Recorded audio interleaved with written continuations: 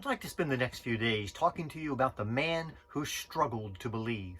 Many times we go through periods of doubt.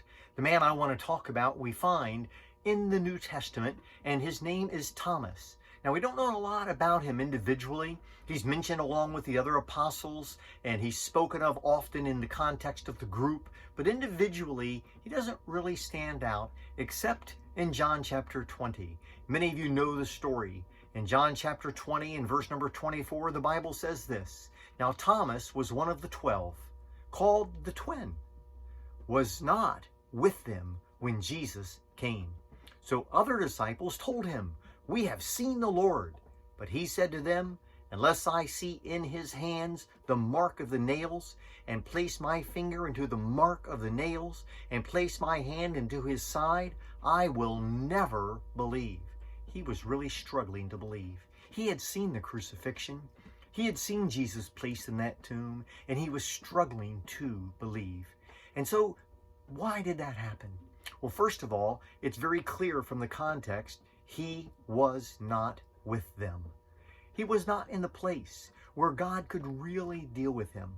Many people never give God a chance to really work in their lives. They don't look at the evidence. They don't really look and see and attempt to believe, perhaps because they don't want to believe or because they're afraid to believe. If they don't believe, they can do what they want. Don't have to answer to God. And so many people struggle to believe. Many struggle because they're so busy. Now, we don't know where Thomas was at this time. We don't know what he was involved in. I don't know if he was watching his favorite series on Netflix, or I don't know if he was playing some video game or on his cell phone. I'm not sure what he was doing, but he was too busy. He was preoccupied. He was not where he should have been. And I want you to know that one of the reasons we struggle in faith is that we sometimes get too busy with the things of this world. And because of busyness and preoccupation and amusement, we really don't seek the Lord. But let me remind you today of this. If you really are struggling with faith and you want to come to a place where you can have a strong faith, it begins with truly seeking.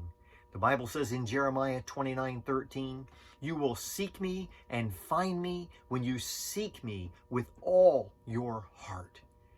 Many people struggle to believe. And if that's you today, or you know someone that is, you need to really think through what is causing that and give God a chance to work in your life and to show you what is the truth about Him, about yourself, and about eternity.